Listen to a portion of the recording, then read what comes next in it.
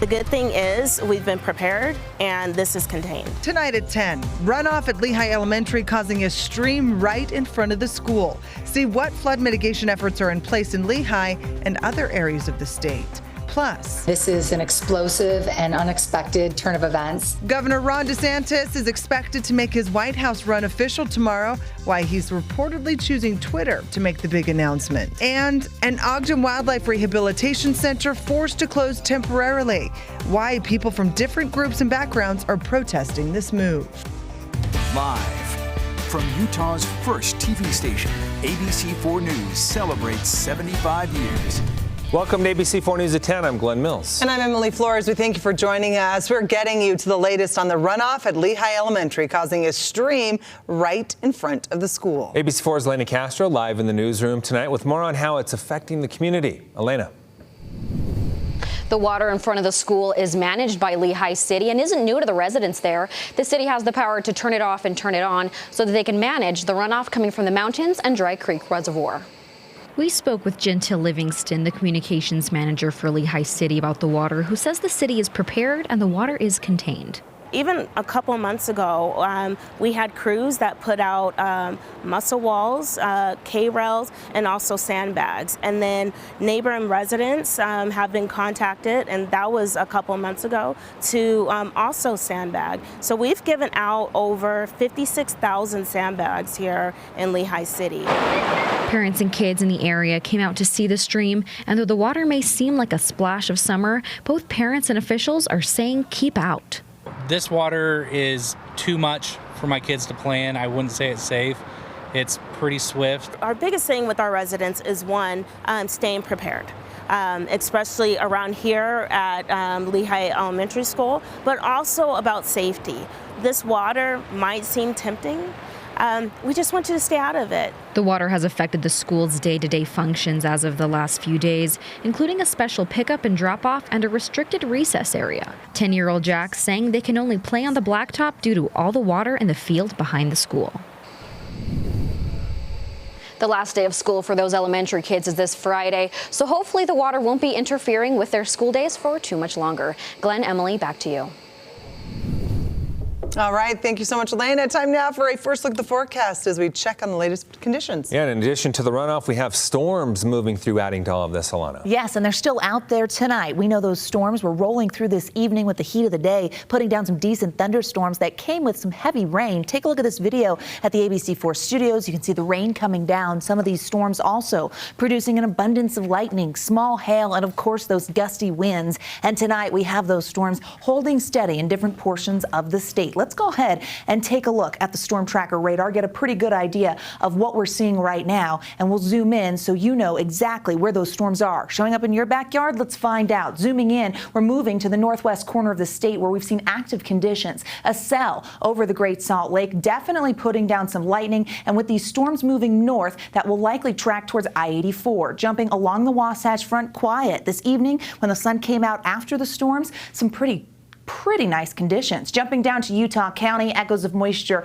near Provo and over towards the Wasatch Plateau. Fairview, Mount Pleasant, and Price staying active. Lightning dwindling at this hour, but we know those active conditions are not finished just yet. As we head into tomorrow, the thunderstorm threat definitely holds on, and we're going to continue to see that threat for the northern and central portion of the state. Let me show you what I mean. Southern Utah drying out, and we're going to see flash flood potential dwindle as a result, but the general threat of a thunderstorm includes the Wasatch Front and into central Utah. Northwest corner of the state looking at a marginal risk for those storms. What does that mean? Well, on the thunderstorm scale, it means that we have the potential to see pretty gusty winds between 40 and 60 miles per hour, as well as hail up to 1 inch in diameter. Again, that's going to be near Park Valley. How long thunderstorms stay in the forecast? I'll answer that question coming up in just a few moments. Glenn, Emily, over to you. Lana, thank you. A 16-year-old teen fatally crushed by a rock pillar in West Bountiful.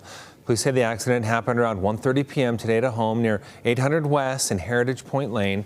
A group of teenagers hanging out in a backyard to celebrate the last day of school. Police say a decorative post described as a rock pillar tipped over and fell on the teen.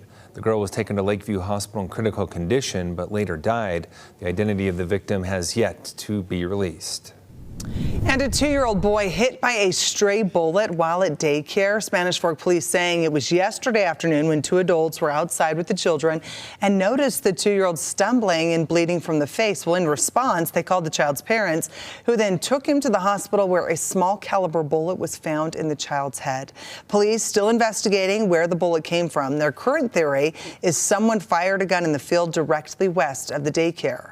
Everything as far as information we're gathering is that this was clearly an accident by someone that would have had to have been in the area, either target shooting or somehow fired around. The child's in stable condition, but the bullet remains in his head, we're told. Doctors fear if it's removed now, there could be further damage. The Center for Disease Control and Prevention warning Utahns of a salmonella outbreak in the state. They're investigating reports of 18 salmonella infections at least 6 states that may have come from raw cookie dough sold at Papa Murphy's. 2 cases have been reported right here in our state. Papa Murphy's issuing a stop sell order for its take and bake chocolate chip cookie dough yesterday. According to the CDC, salmonella infections are commonly associated with diarrhea, fever, and stomach cramps. Officials warn if you have this dough, to throw it out immediately. And drag performers suing the city of St. George after being denied a permit for a drag show. The Southern Utah Drag Stars and the ACLU of Utah filing a lawsuit against the city. The lawsuit alleges ongoing violations of their free speech, due process, and equal protection rights. In February this year, Drag Stars applied to host an event at the Vernon Wharton Park. The lawsuit states that while their application was pending, the city of St. George implemented a 6-month suspension on considering new special event permits. The lawsuit aims to challenge the city's alleged discrimination. In local politics, the mayor of Riverton jumping into the race for Senator Mitt Romney's seat.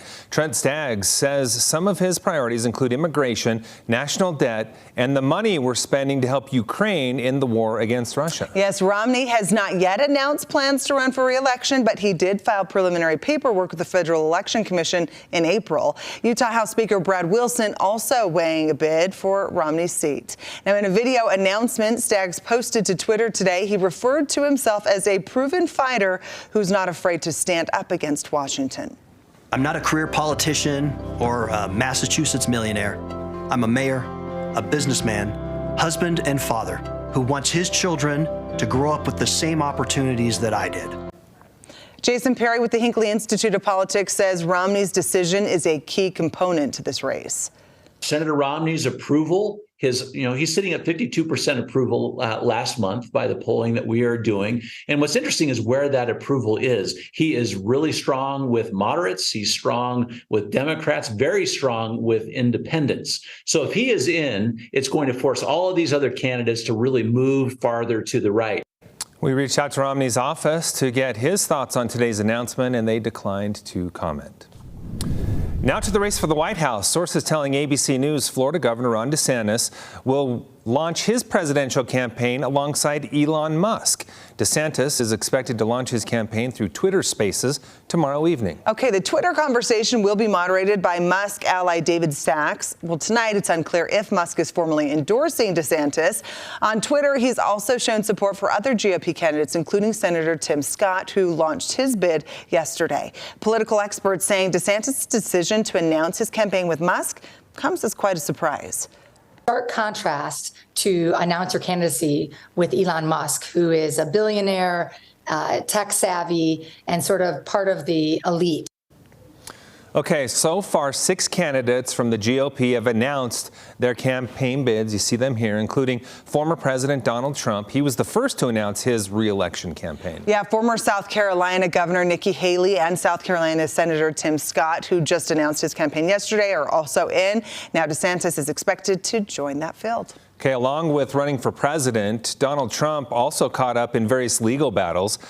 The former president appearing remotely at a hearing in Manhattan criminal court on that 34-count indictment for allegedly paying hush money and falsifying business records. The judge wanted to make sure Trump understands he can't go public with pretrial evidence or use that evidence to attack witnesses. ABC senior investigative reporter Aaron Katursky has the latest. Never before has the country seen a leading presidential candidate juggle a campaign with a criminal trial. But tonight, Donald Trump learned that's exactly what's about to happen. Appearing virtually in court on a giant screen, the former president scowling into a camera as the judge announced a trial date of March 25th, 2024. Trump looked irritated. It means he will be on trial in the middle of primary season, just as he's trying to capture the Republican nomination for president.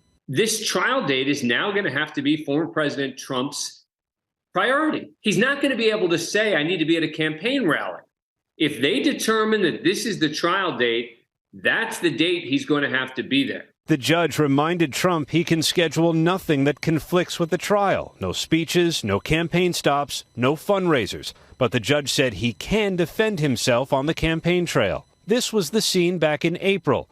President Trump. Trump's eyes locked on the camera before pleading not guilty to 34 felony charges related to a hush payment to porn actress Stormy Daniels. On social media, former President Trump called it very unfair his trial was scheduled during primary season, but it may not be his only legal hurdle during the campaign. Investigations into his handling of classified material, his role on January 6th, and election interference in Georgia are all nearing charging decisions as soon as this summer. Aaron Katursky, ABC News, New York.